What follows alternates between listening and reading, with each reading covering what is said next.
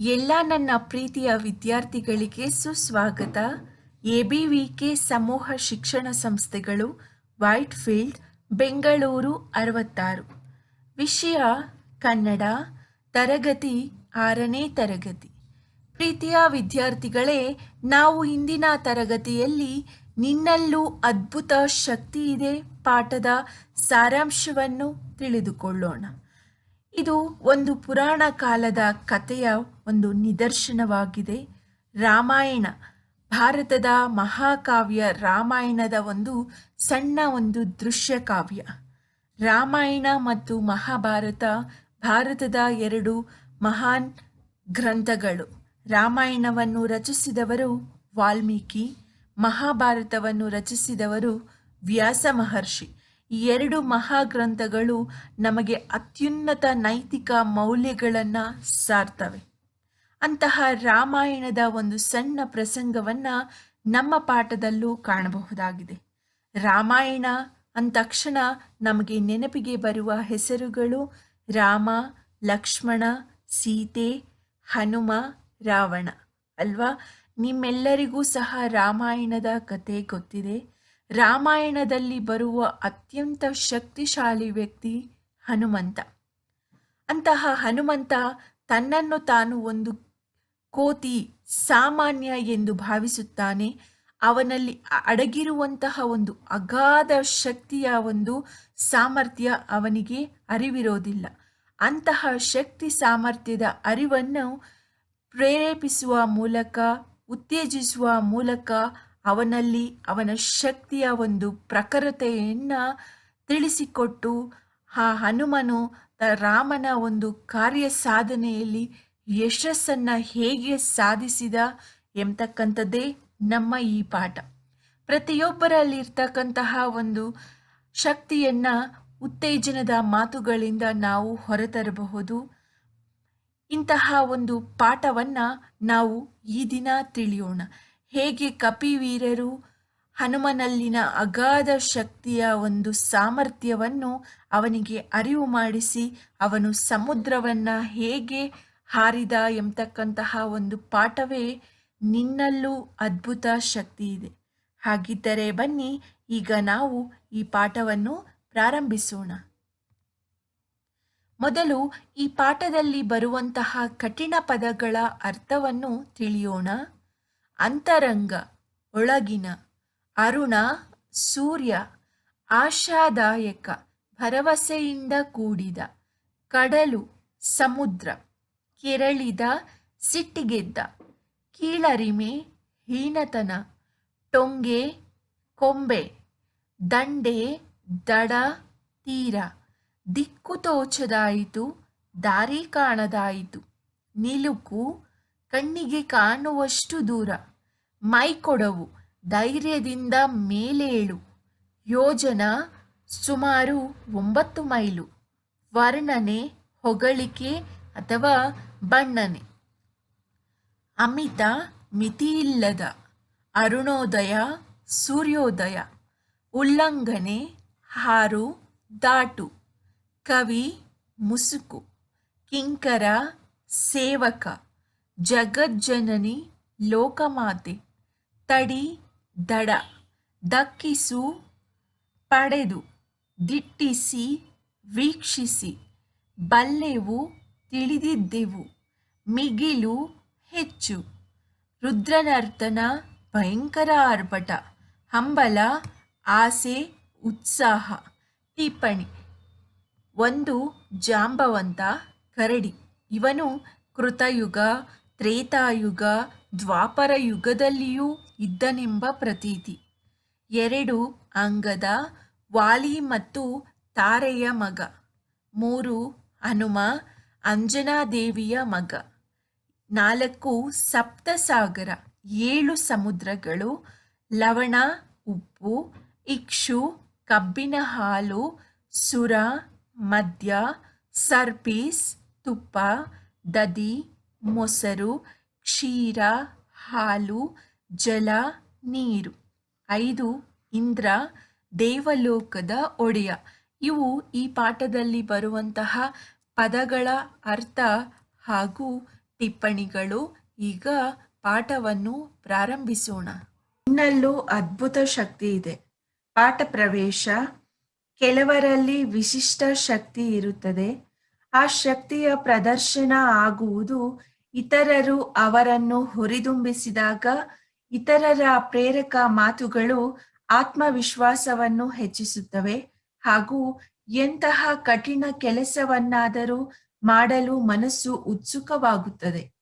ನೀವು ಕ್ರೀಡೆಗಳಲ್ಲಿ ಕ್ರೀಡಾಪಟುಗಳನ್ನು ಹುರಿದುಂಬಿಸುವ ಪರಿಯನ್ನು ನೋಡಿರಬಹುದು.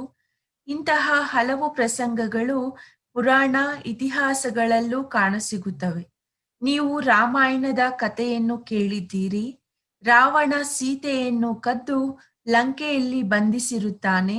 ಆಗ ರಾಮ ಲಕ್ಷ್ಮಣರು ವಾನರ ಸೇನೆಯೊಂದಿಗೆ ಸಮುದ್ರದ ಬಳಿ ಬರುತ್ತಾರೆ. ಆದರೆ ಸಮುದ್ರವನ್ನು ದಾಟಿ ಲಂಕೆಯನ್ನು ತಲುಪುವುದು ಹೇಗೆ ಎಂದು ಚಿಂತಿತರಾಗುತ್ತಾರೆ. ಆಗ ಹನುಮ ಸಮುದ್ರವನ್ನು ಜಿಗಿದು ಲಂಕೆಯನ್ನು ತಲುಪುತ್ತಾನೆ. ಹನುಮಂತನ ಈ ಸಾಹಸಕ್ಕೆ ಪ್ರೇರಣೆ ದೊರೆತಿದ್ದು ಹೇಗೆ? ಇಲ್ಲಿರುವ ಕತೆ ಓದಿ.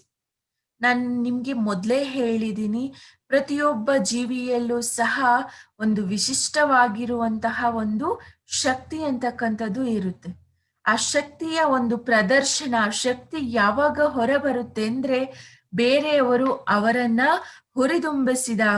ಹುರಿದುಂಬಿಸಿದಾಗ ಅಂತ ಹೇಳಿದ್ರೆ ಅವರನ್ನ ಪ್ರೋತ್ಸಾಹಿಸಿದಾಗ. ನಿನ್ನ ಕೈಯಲ್ಲಿ ಈ ಕೆಲಸ ಮಾಡ್ಲಿಕ್ಕೆ ಸಾಧ್ಯ ಆಗುತ್ತೆ, ನೀನು ಈ ಕೆಲಸವನ್ನ ಮಾಡು ಅಂತ ಹೇಳಿ ಎಲ್ಲರೂ ಅವರನ್ನ ಪ್ರೋತ್ಸಾಹಿಸಿದಾಗ ಅವರಲ್ಲಿ ಆತ್ಮವಿಶ್ವಾಸ ಅಂತಕ್ಕಂಥದ್ದು ಹೆಚ್ಚಾಗುತ್ತೆ ಹಾಗೂ ಎಂತಹ ಕಷ್ಟದ ಕೆಲಸವನ್ನಾದ್ರೂ ಸಹ ಮಾಡಬೇಕು ಅಂತಕ್ಕಂತಹ ಒಂದು ಉತ್ಸಾಹ ಅಂತಕ್ಕಂಥದ್ದು ಬರುತ್ತೆ. ನೀವು ಕ್ರೀಡೆಗಳಲ್ಲಿ ಗಮನಿಸಿರಬಹುದು, ಆಟಗಳನ್ನ ಆಡುವಂತಹ ಸಂದರ್ಭದಲ್ಲಿ ನಾವು ಆಟ ಆಡುವಂತಹ ಕ್ರೀಡಾಪಟುಗಳನ್ನ ಹುರಿದುಂಬಿಸುವ ಪರಿಯನ್ನ ನೋಡಿರ್ತೀವಿ ಅಲ್ವಾ? ಆ ಹುರಿದುಂಬಿಸಿದಾಗ ಅವರಲ್ಲಿ ಇನ್ನಷ್ಟು ಆತ್ಮವಿಶ್ವಾಸ ಹೆಚ್ಚಾಗಿ ಅವರ ಒಂದು ಕೆಲಸದಲ್ಲಿ ಅವರು ಗೆಲುವನ್ನ ಸಾಧಿಸ್ಲಿಕ್ಕೆ ಸಾಧ್ಯ ಆಗುತ್ತೆ. ಇಂತಹ ಪ್ರಸಂಗಗಳಂದ್ರೆ ಇಂತಹ ಒಂದು ಕತೆಗಳು ಪುರಾಣಗಳಲ್ಲಿ ಮಾತ್ರ ಅಲ್ಲ, ಇತಿಹಾಸಗಳಲ್ಲೂ ಸಹ ನಮ್ಗೆ ಇಂತಹ ಒಂದು ಘಟನೆಗಳು ಸಿಗ್ತವೆ. ನಾನ್ ನಿಮ್ಗೆ ರಾಮಾಯಣದ ಕಥೆಯನ್ನ ತಿಳಿಸಿದ್ದೀನಿ. ರಾಮಾಯಣದಲ್ಲಿ ರಾವಣನು ಸೀತೆಯನ್ನ ಕದ್ದು ಲಂಕೆಯಲ್ಲಿ ಬಂಧಿಸಿರುತ್ತಾನೆ. ಆಗ ರಾಮ ಲಕ್ಷ್ಮಣರು ವಾನರ ಒಂದು ಸೇನೆಯೊಂದಿಗೆ, ಅಂದ್ರೆ ವಾನರರ ಸೇನೆನ ನಿಮ್ಗೆ ಹೇಳಿದ್ದೀನಿ, ಯಾರು ವಾನರರ ಸೇನೆ ಅಂತಕ್ಕಂಥದ್ದು. ಆ ವಾನರ ಸೇನೆಯೊಂದಿಗೆ ಆ ಸಮುದ್ರದ ಬಳಿಗೆ ಬರ್ತಾರೆ. ಆದ್ರೆ ಆ ಸಮುದ್ರವನ್ನ, ಅಷ್ಟು ದೊಡ್ಡ ಸಮುದ್ರವನ್ನ ಹೇಗೆ ದಾಟುವುದು ಎಂಬತಕ್ಕಂತಹ ಒಂದು ಚಿಂತೆಯಲ್ಲಿ ಮುಳುಗಿದಾಗ ಹನುಮಂತನು ಆ ಸಮುದ್ರವನ್ನ ಜಿಗಿದು ತನ್ನ ಒಂದು ಸಾಹಸದ ಒಂದು ಪ್ರದರ್ಶನವನ್ನ ಮಾಡ್ತಾನೆ. ಅವನ ಸಾಹಸಕ್ಕೆ ಪ್ರೇರಣೆಯಾಗಿದ್ದು ಅಲ್ಲಿರುವ ಎಲ್ಲರ ಒಂದು ಉತ್ಸಾಹ, ಹುರಿದುಂಬಿಸುವ ಮಾತುಗಳು. ಎಂತಹ ಶಕ್ತಿಶಾಲಿ ವ್ಯಕ್ತಿಯಾದ್ರೂ ಸಹ ಅವನಲ್ಲಿರುವಂತಹ ಒಂದು ಕೀಳರಿಮೆ ಅಂತಕ್ಕಂಥದ್ದು ಅವನ ಒಂದು ಮನಸ್ಸಿನ ಒಂದು ದೈಹಿಕ ಸಾಮರ್ಥ್ಯದ ಮೇಲೆ ಪ್ರಭಾವವನ್ನ ಬೀರುತ್ತೆ. ನಾವು ಹುರಿದುಂಬಿಸಿದಾಗ, ಪ್ರೋತ್ಸಾಹಿಸಿದಾಗ ಅವರಲ್ಲಿ ಆ ಒಂದು ದೈಹಿಕ ಸಾಮರ್ಥ್ಯ ಹೆಚ್ಚಾಗಿ ಮನಸ್ಸಿನಲ್ಲಿ ಆತ್ಮವಿಶ್ವಾಸ ಅಂತಕ್ಕಂಥದ್ದು ಮೂಡುತ್ತೆ. ಆ ನಿಟ್ಟಿನಲ್ಲಿ ಅವರು ತಮ್ಮ ಕಾರ್ಯದಲ್ಲಿ ಗೆಲುವನ್ನ ಸಾಧಿಸ್ಲಿಕ್ಕೆ ಸಾಧ್ಯ ಆಗುತ್ತೆ. ಈಗ ಪಾಠವನ್ನ ಓದೋಣ. ಕಣ್ಣು ನಿಲುಕುವವರೆಗೂ ಎಲ್ಲೆಡೆ ನೀರು, ನೀಲ ಸಾಗರ, ಆಕಾಶವೂ ನೀಲಿ, ಸಮುದ್ರವೂ ನೀಲಿ, ಬೆಳ್ಳಂ ಬೆಳದಿಂಗಳು ಸಹ ನೀಲಿಯಂತೆ ಭಾಸವಾಗುತ್ತಿತ್ತು. ಅದರ ಮಧ್ಯೆ ಪುಟಿದೇಳುವ ಆನೆಯ ಆಕಾರದ ಅಲೆಗಳು ದಂಡೆಗೆ ಅಪ್ಪಳಿಸುತ್ತಿವೆ. ಅಬ್ಬ, ಏನಿದರ ರುದ್ರನರ್ತನ, ಏನಿದರ ಭಯಂಕರ ಧ್ವನಿ, ಭೀತಿ ಹುಟ್ಟಿಸುತ್ತಿತ್ತು.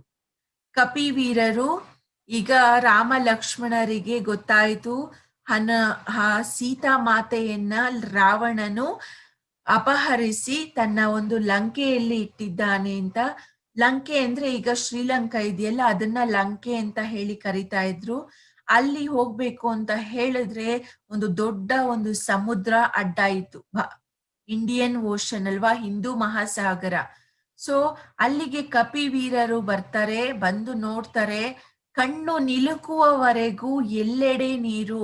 ಅಂದ್ರೆ ಆ ಸಮುದ್ರದ ಬಳಿ ನಿಂತ್ಕೊಂಡು ನಮ್ಮ ಕಣ್ಣಿನ ದೃಷ್ಟಿ ಎಷ್ಟು ದೂರದವರೆಗೂ ಹೋಗುತ್ತೋ ಅಷ್ಟು ದೂರದವರೆಗೂ ಬರೀ ನೀರೇ ಕಾಣಿಸ್ತಾ ಇದೆ. ಭೂಮಿ ಆ ಕಡೆ ಭೂಮಿ ಇದೆಯೋ ಇಲ್ವೇನೋ ಎಂಬ ರೀತಿಯಲ್ಲಿ ಬರೀ ನಮ್ಮ ಕಣ್ಣಿನ ದೃಷ್ಟಿ ಎಷ್ಟು ನೋಡ್ಲಿಕ್ಕೆ ಸಾಧ್ಯ ಆಗುತ್ತೋ ಅಷ್ಟು ನೀರೇ ಕಾಣಿಸ್ತಾ ಇದೆ.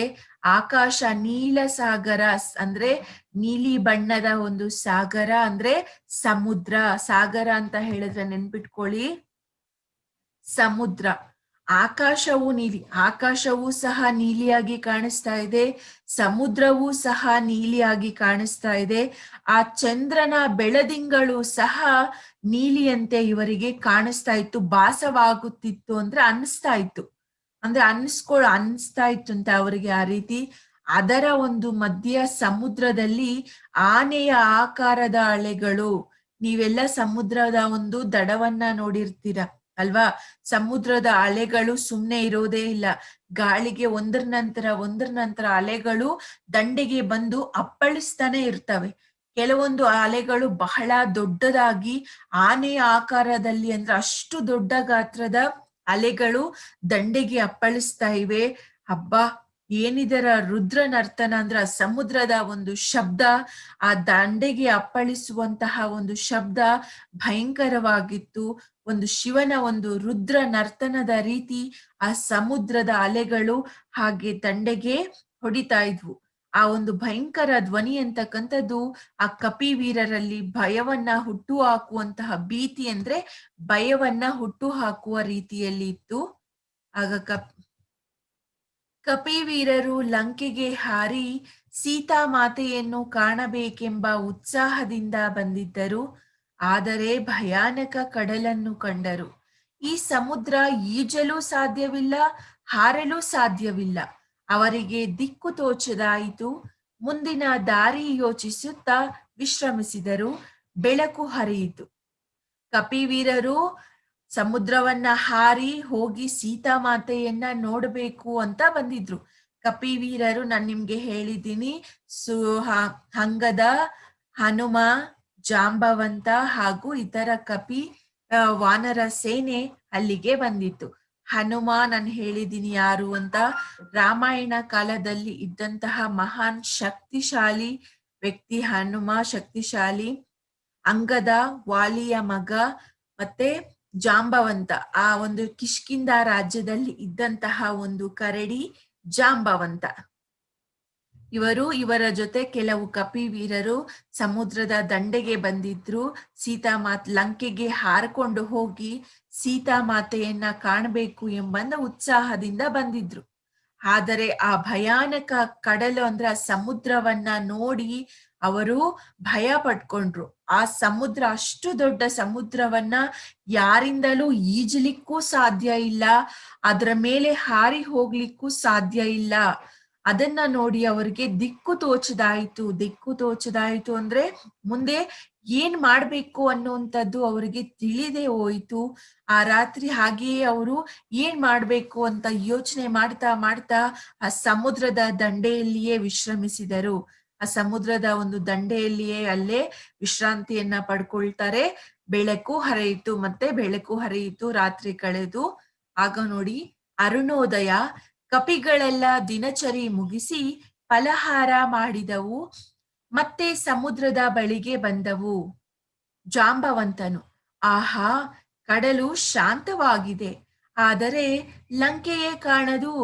ದಕ್ಷಿಣ ದಿಕ್ಕಿಗೆ ಲಂಕೆ ಇದೆ ಎಂಬ ಕಲ್ಪನೆ ಬಿಟ್ಟರೆ ಬೇರೇನೂ ತಿಳಿಯದು.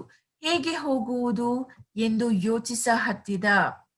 ಹನುಮ ಸಾಗರವನ್ನು ದಿಟ್ಟಿಸಿ ನೋಡಿದ. ನಿರಾಸೆ ಕವಿಯಿತು. ಅಲ್ಲಿಂದ ಮುಂದೆ ನಡೆದು ಒಂದು ಕೋಡುಗಲ್ಲನ್ನು ಏರಿ ಚಿಂತಿತನಾದನು. ಅರುಣೋದಯ ಅಂತ ಹೇಳಿದ್ರೆ ಸೂರ್ಯೋದಯ. ನೆನಪಿಟ್ಕೊಳ್ಳಿ, ಅರುಣ ಅಂತ ಹೇಳಿದ್ರೆ ಸೂರ್ಯ, ಅರುಣೋದಯ ಅಂದ್ರೆ ಸೂರ್ಯೋದಯ. ಅರುಣ ಪ್ಲಸ್ ಉದಯ, ಅರುಣೋದಯ. ಸೂರ್ಯನ ಉದಯ ಆಗುತ್ತೆ. ಎಲ್ಲ ಕಪಿಗಳು ಎದ್ದು ತಮ್ಮ ಒಂದು ದಿನಚರಿ ಕೆಲಸಗಳನ್ನ ಮುಗಿಸಿ ಫಲಹಾರ ಅಂದ್ರೆ ಅವು ಆಹಾರವನ್ನ ಸೇವನೆ ಮಾಡಿದವು. ಮತ್ತೆ ಆ ಕಪಿಗಳೆಲ್ಲ ಸಮುದ್ರದ ಬಳಿಗೆ ಬಂದು ನೋಡಿದವು. ಆಗ ಅದರಲ್ಲಿ ಜಾಂಬವಂತ ಎಂಬ ಕರಡಿ ಹೇಳ್ತಾ ಇದ್ದಾನೆ, ಆಹಾ, ಈಗ ಕಡಲು ಶಾಂತವಾಗಿದೆ. ಈಗ ಕಡಲಿನಲ್ಲಿ ಅಲೆಗಳ ಒಂದು ರುದ್ರ ನರ್ತನ ಅಂತಕ್ಕಂಥದ್ದು ಕಡಿಮೆ ಆಗಿದೆ. ಈಗ ಕಡಲು ಶಾಂತವಾಗಿದೆ. ಆದ್ರೆ ಲಂಕೆನೆ ಕಾಣಿಸ್ತಾ ಇಲ್ವಲ್ಲ. ನಮ್ಗೆ ಬರೀ ದಕ್ಷಿಣ ದಿಕ್ಕಿಗೆ ಲಂಕೆ ಇದೆ ಎಂಬತಕ್ಕಂತ ಒಂದು ಕಲ್ಪನೆ ಬಿಟ್ರೆ ಅದು ಎಲ್ಲಿದೆ, ಎಷ್ಟು ದೂರದಲ್ಲಿದೆ, ಹೇಗಿದೆ ಅನ್ನೋಂತ ಯಾವುದೇ ವಿಚಾರ ನಮ್ಗೆ ತಿಳಿದಿಲ್ಲ. ಈಗ ಹೇಗೆ ಹೋಗುವುದು ಅಂತ ಹೇಳಿ ಜಾಂಬವಂತ ಆಲೋಚನೆ ಮಾಡತೊಡಗಿದ. ಹನುಮ ಏನ್ ಮಾಡ್ತಾನೆ, ಸಮುದ್ರವನ್ನ ಹಾಗೆಯೇ ದಿಟ್ಟಿಸಿ, ಅಂದ್ರೆ ಅದನ್ನೇ ನೋಡ್ತಾ, ಸಮುದ್ರವನ್ನೇ ನೋಡ್ತಾ ಹನುಮನು ನೋಡ್ತಾ ಇರ್ತಾನೆ. ನಿರಾಸೆ ಕವಿಯಿತು. ಬಹಳ ಉತ್ಸಾಹದಿಂದ ಬಂದಿದ್ರು ಕಪಿವೀರರು. ಹೇಗಾದ್ರೂ ಮಾಡಿ ಸೀತಾಮಾತೆಯನ್ನ ಕಾಣ್ಬೇಕು ಅಂತ ಆ ಕಡಲನ್ನ ನೋಡಿ ಅವರಲ್ಲಿ ನಿರಾಸೆ ಕವಿಯಿತು. ನಿರಾಸೆ, ಇದರ ವಿರುದ್ಧ ಪದ ಏನು? ಆಸೆ ಅಲ್ವಾ? ಆಸೆ, ನಿರಾಸೆ. ಆ ನಿರಾಸೆ ಕವಿಯಿತು. ಅಲ್ಲಿಂದ ಹನುಮನು ಮುಂದೆ ಹೋಗಿ ಒಂದು ಕೋಡುಗಲ್ಲನ್ನ ಏರಿ ಚಿಂತಿತನಾದನು. ಅಲ್ಲೇ ಸಮುದ್ರದ ದಂಡೆಯಲ್ಲಿರುವಂತಹ ಒಂದು ಕಲ್ಲಿನ ಮೇಲೆ ಕುಳಿತುಕೊಂಡು ಯೋಚನೆ ಮಾಡತೊಡಗಿದ ಹನುಮನು ಜಾಂಬವಂತನು ಹೇಗೆ ಹೋಗ್ಬೇಕು ಅನ್ನೋದನ್ನ ಯೋಚನೆ ಮಾಡತೊಡಗಿದ. ಇತ್ತ ಕಪಿಗಳು ಸೇರಿದವು. ಸಮುದ್ರವನ್ನು ಜಿಗಿಯಲು ತಮಗಿರುವ ಶಕ್ತಿ ಸಾಮರ್ಥ್ಯವನ್ನು ಹೇಳತೊಡಗಿದವು. ನಾನು 10 ಯೋಜನ ಜಿಗಿಯಬಲ್ಲೆನೆಂದು ಮರಿಕಪಿಯೊಂದು ಹೇಳಿದರೆ, ಇನ್ನೊಂದು ಕಪಿ 30 ಯೋಜನ ಹಾರಬಲ್ಲೆ ಎಂದಿತು. ಮಗದೊಂದು 40 ಯೋಜನ ಹಾರಬಲ್ಲೆ ಎಂದಿತು. ಅಂಗದ ಹಾಗೂ ಜಾಂಬವಂತರಿಗೆ ಕಪಿಗಳ ಮಾತುಗಳನ್ನು ಕೇಳಿ ಹೆಮ್ಮೆ ಎನಿಸಿತು. ಆ ಕಠಿಣ ಪ್ರಸಂಗದಲ್ಲಿಯೂ ಅವರಾಡುವ ಮಾತುಗಳು ಆಶಾದಾಯಕವಾಗಿದ್ದವು. ಆದರೆ ಲಂಕೆಗೆ ಹೋಗಲು ಈ ಸಾಮರ್ಥ್ಯ ಸಾಲದು ಎಂಬ ಅರಿವು ಅವರಿಗಿತ್ತು. ಈ ಕಡೆ ಎಲ್ಲ ಕಪಿಗಳು ಅಲ್ಲಿ ಬಂದು ಸೇರ್ಕೊಳ್ತವೆ. ಕಪಿಗಳು ಸೇರಿದ ನಂತರ ಒಂದೊಂದೇ ಕಪಿ ತಮಗಿರುವಂತಹ ಶಕ್ತಿ ಸಾಮರ್ಥ್ಯಗಳ ಬಗ್ಗೆ ತಿಳಿಸಿಕೊಡ್ತಾ ಇದೆ. ಏನಂತ ಹೇಳ್ಕೊಳ್ತಾ ಇದ್ದಾವೆ ಅಂದ್ರೆ, ಒಂದು ಕಪಿ ನಾನು 10 ಯೋಜನ ಹಾರಬಲ್ಲೆ, ಅಂದ್ರೆ 10 ಯೋಜನ ನಾನು ಹಾರಬಲ್ಲೆ ಅಂತ ಹೇಳಿದ್ರೆ, ಇಲ್ಲಿ ನೋಡಿ ಯೋಜನ ಅಂತ ಹೇಳಿದ್ರೆ ಸುಮಾರು 9 ಮೈಲು ಅಂತ ಅರ್ಥ. ಯೋಜನ ಅಂತ ಹೇಳಿದ್ರೆ ಸುಮಾರು 9 ಮೈಲಿ, ಕಿಲೋಮೀಟರ್ ಅಲ್ಲ, ಮೈಲಿ. 1.5 ಕಿಲೋಮೀಟರ್ ಅನ್ನ ನಾವು 1 ಮೈಲು ಅಂತ ಹೇಳಿ ಕರಿತೀವಿ. ಅಂದ್ರೆ 1.4 ಕಿಲೋಮೀಟರ್ ಅನ್ನ 1 ಮೈಲು ಅಂತ ಹೇಳಿ ಕರಿತೀವಿ ನಾವು. ಅಂತಹ 9 ಮೈಲುಗಳು ಸೇರಿದ್ರೆ 1 ಯೋಜನ ಆಗುತ್ತೆ. ನೆನ್ಪಿಟ್ಕೊಳ್ಳಿ, 1 ಯೋಜನ ಅಂದ್ರೆ 9 ಮೈಲು. ಅಂದ್ರೆ ಒಂದು ಕಪಿ ಹೇಳ್ತಾ ಇದೆ, ನಾನು 10 ಯೋಜನ ಜಿಗಿಯಬಲ್ಲೆ. 10 ಯೋಜನ ಅಂದ್ರೆ 90 ಮೈಲು, 90 ಮೈಲಿನಷ್ಟು ದೂರ ನಾನು ಜಿಗಿಯಬಲ್ಲೆ ಅಂತ ಹೇಳಿ ಒಂದು ಸಣ್ಣ ಕಪಿ ಹೇಳಿದ್ರೆ, ಇನ್ನೊಂದು ಕಪಿ ಹೇಳ್ತಾ ಇದೆ, ನಾನು 30 ಯೋಜನ ಹಾರಬಲ್ಲೆ. 30 ಯೋಜನ ಅಂತಂದ್ರೆ 1 ಯೋಜನಾಗೆ 9 ಮೈಲು. 30 ಯೋಜನ ಅಂದ್ರೆ ಎಷ್ಟು? 270 ಮೈಲು. 270 ಮೈಲಿನಷ್ಟು ದೂರ ನಾನು ಹಾರಬಲ್ಲೆ. ಆಗ ಮಗದೊಂದು ಕಪಿ ಹೇಳ್ತಾ ಇದೆ, ನಾನು 40 ಮೈಲು ದೂರ, ಅಂದ್ರೆ 40 ಯೋಜನದಷ್ಟು ದೂರ ನಾನು ಹಾರಬಲ್ಲೆ ಅಂತ ಹೇಳ್ತಾ ಇದೆ. ಆದ್ರೆ ಅಂಗದ ಮತ್ತು ಜಾಂಬವರಿಗೆ ಈ ಕಪಿಗಳ ಮಾತುಗಳನ್ನ ಕೇಳಿ ಹೆಮ್ಮೆ ಎನಿಸ್ತು. ಆದ್ರೂ ಸಹ ಇಂತಹ ಒಂದು ಕಷ್ಟದ ಪರಿಸ್ಥಿತಿಯಲ್ಲಿ ಅವು ಆಡುವಂತಹ ಮಾತುಗಳು ಆಶಾದಾಯಕವಾಗಿದ್ದವು. ಶ್ರೀರಾಮನಿಗೆ ಸಹಾಯ ಮಾಡಬೇಕು ಅಂತಕ್ಕಂತಹ ಅವರ ಆಸೆ, ಅವರ ಉತ್ಸಾಹವನ್ನ ನೋಡಿ ಅಂಗದ ಮತ್ತು ಜಾಂಬವರಿಗೆ ಬಹಳ ಸಂತೋಷವಾಗಿತ್ತು. ಆದ್ರೆ ಅವರಿಗೆ ಗೊತ್ತಿತ್ತು, ಆ ಒಂದು ಬೃಹದಾಕಾರದ ಒಂದು ಸಮುದ್ರವನ್ನ ದಾಟಲು, ಅದು ಸಾಕಷ್ಟು ಮೈಲುಗಳ ದೂರ ಇರುವ ಸಮುದ್ರ. ಅದನ್ನ ದಾಟಲು ಈ ಕಪಿಗಳಿಗಿರುವಂತಹ ಶಕ್ತಿ ಸಾಮರ್ಥ್ಯ ಸಾಲದು ಎಂಬತಕ್ಕಂತಹದ್ದು ಅವ್ರಿಗೆ ಗೊತ್ತಿತ್ತು. ಆದ್ರೂ ಸಹ ಅವ್ರು ಆಡುವ ಮಾತುಗಳನ್ನ ಕೇಳಿ ಇವರಿಗೆ ಬಹಳ ಒಂದು ಸಂತೋಷವಾಯಿತು. ಅನಂತರ ನೋಡಿ, ಅವರೆಲ್ಲರೂ ಸೇರಿ ಹನುಮನ ಹತ್ತಿರ ಬಂದರು. ಹನುಮ, ಸಮುದ್ರ ಜಿಗಿಯುವ ಬದಲು ಇಲ್ಲಿ ಏಕೆ ಸುಮ್ಮನೆ ಕುಳಿತಿರುವೆ ಎಂದಾಗ ಹನುಮನು, ಜಾಂಬವಂತರೇ, ನಾನೊಂದು ಕಪಿ, ಚಿಕ್ಕವನು, ಟೊಂಗೆಯಿಂದ ಟೊಂಗೆಗೆ ಹಾರಬಲ್ಲೆ, ಮರದಿಂದ ಮರಕ್ಕೆ ಜಿಗಿಯಬಹುದು. ಆದರೆ ಈ ಮಹಾಸಾಗರವನ್ನು ನಾನು ಹೇಗೆ ಹಾರಬಲ್ಲೆ? ಗೇಲಿ ಮಾಡದಿರಿ ಎಂದನು. ಆಗ ಹನುಮ ಸಮುದ್ರದಲ್ಲಿರುವಂತಹ ಒಂದು ಸಮುದ್ರದ ದಂಡೆಯಲ್ಲಿರುವಂತಹ ಕೋಡುಗಲ್ಲಿನ ಮೇಲೆ ಕುಳಿತುಕೊಂಡು ಆ ಸಮುದ್ರವನ್ನೇ ನೋಡುತ್ತಾ ಯೋಚನೆ ಮಾಡ್ತಾ ಇದ್ದಾನೆ. ಕಪಿವೀರರಾದಂತಹ ಅಂಗದ, ಜಾಂಬವಂತ ಮತ್ತೆ ಇತರ ಕಪಿಗಳೆಲ್ಲರೂ ಹನುಮನ ಹತ್ತಿರ ಬರ್ತಾರೆ. ಆಗ ಜಾಂಬವಂತ ಕೇಳ್ತಾನೆ ಹನುಮನಿಗೆ, ಹನುಮ, ಸಮುದ್ರವನ್ನ ಜಿಗಿಯೋದನ್ನ ಬಿಟ್ಟು ಇಲ್ಲಿ ಏನ್ ಮಾಡ್ತಾ ಇದೀಯ ನೀನು? ಯಾಕೆ ಇಲ್ಲಿ ಸುಮ್ನೆ ಕೂತ್ಕೊಂಡಿದೀಯಾ ಅಂತ ಹೇಳಿ ಜಾಂಬವಂತನು ಕೇಳ್ತಾನೆ. ಇಲ್ಲಿ ಚಿತ್ರದಲ್ಲಿ ಗಮನಿಸಬಹುದು, ಜಾಂಬವಂತ ಅಂತಕ್ಕಂಥದ್ದು ಒಂದು ಕರಡಿ, ಮಹಾನ್ ಶಕ್ತಿಶಾಲಿ ವ್ಯಕ್ತಿ. ಎಲ್ಲ ಯುಗಗಳಲ್ಲೂ ಜಾಂಬವಂತ ಬದುಕಿದ್ದಾನೆ ಅಂತಕ್ಕಂತಹ ಒಂದು ನಂಬಿಕೆ. ಜಾಂಬವಂತನು ಕೇಳ್ತಾನೆ ಹನುಮನಿಗೆ, ಹನುಮ, ಸಮುದ್ರವನ್ನ ಜಿಗಿಯೋದಂದ್ರೆ ಹಾರೋದನ್ನ ಬಿಟ್ಟು ಇಲ್ಲಿ ಯಾಕೆ ನೀನು ಸುಮ್ನೆ ಕುಳಿತುಕೊಂಡಿದೀಯಾ ಅಂತ ಹೇಳಿ ಕೇಳಿದಾಗ ಹನುಮಂತ ಹೇಳ್ತಾನೆ, ಜಾಂಬವಂತರೇ, ನಾನೊಂದು ಕಪಿ, ನಾನೊಂದು ಕೋತಿ, ಅದರಲ್ಲೂ ನಾನು ಚಿಕ್ಕವನು. ನಾನು ಏನಿದ್ರು ಒಂದು ಮರದ ಟೊಂಗೆಯಿಂದ ಇನ್ನೊಂದು ಮರದ ಟೊಂಗೆಗೆ ಹಾರಬಲ್ಲೆ ಅಥವಾ ಮರದಿಂದ ಮರಕ್ಕೆ ಜಿಗಿಯಬಲ್ಲೆ. ಆದರೆ ಇಂತಹ ಮಹಾಸಾಗರವನ್ನ ನಾನು ಹೇಗೆ ಹಾರಬಲ್ಲೆ? ಗೇಲಿ ಮಾಡದಿರಿ. ಗೇಲಿ ಅಂತ ಹೇಳಿದ್ರೆ ತಮಾಷೆ ಮಾಡಬೇಡಿ ಅಂತ ಹೇಳಿ ಹನುಮನು ಹೇಳ್ತಾನೆ. ಆಗ ಹನುಮನಿಗೆ ಅಂಗದ ಹೇಳ್ತಾನೆ, ನೋಡಿ ಹನುಮ, ನೀನು ಚಿಕ್ಕವನಾದರೂ ನೀನೊಬ್ಬ ಕಪಿರಾಜನ ಮಗ, ನಿನ್ನಪ್ಪ ಬಹಳ ಶೂರ ಎಂದ ಅಂಗದ. ಆಗ ಅಂಗದ, ವಾಲಿಯ ಮಗ ಅಂಗದ ಹೇಳ್ತಾ ಇದ್ದಾನೆ, ಹನುಮ, ನೀನು ಚಿಕ್ಕವನಿರಬಹುದು, ಆದರೆ ನಿನ್ನ ತಂದೆ ಒಬ್ಬ ಕಪಿರಾಜ, ನಿನ್ನ ಅಪ್ಪ ಬಹಳ ಶೂರ.